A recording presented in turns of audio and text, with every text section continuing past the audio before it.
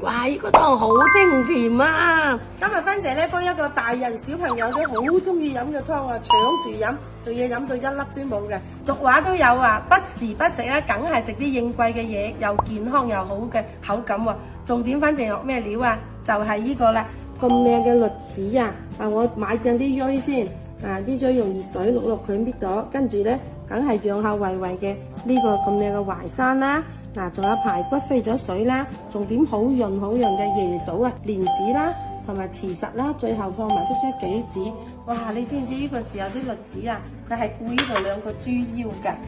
我哋啲落夠水之後，一次煲佢1個鐘就 OK 咯。芬姐咧中意用一個呢啲咁嘅大煲啦，佢呢個煲蓋好有壓力嘅，所以煲起啲湯好香，1個鐘就好靚啦。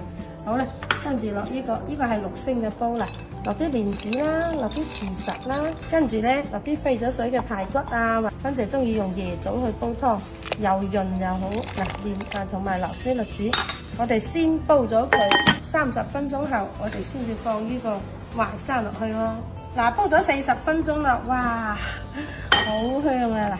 呢啲栗子排骨咧40分鐘幾香。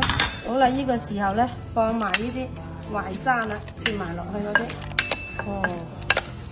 好啦，再煲20分鐘就得噶啦，最後放埋呢個杞子就可以飲。好啦，已經咧煲咗1個鐘頭啦，熄火咯。我哋熄埋火佢啦。正喎呢啖湯。係啊，跟住落大大嘅1羹鹽。哇！呢啲小朋友搶住飲，你一食完之後啊，去廁所又方便喎，又有肉食啦，又有湯飲啦。呢個就係淮山栗子排骨湯啦。見下個皮皮又啱我哋冬天嘅季節，飲完之後暖粒粒，對兩個豬腰啊特別好嘅。呢啲記得煲俾一家人飲啊！俾個點讚，多謝你耶！哇！呢個湯好清甜啊，好好飲啊。跟住芬姐學煲呢個湯啊，保證你會日日都想飲啊！就係呢個栗子淮山排骨湯啦。你飲過一次，你會俾個點讚芬姐咧。哇！呢啲咁湯你諗唔起啊，就學芬姐咁煲啦。嚟，正到。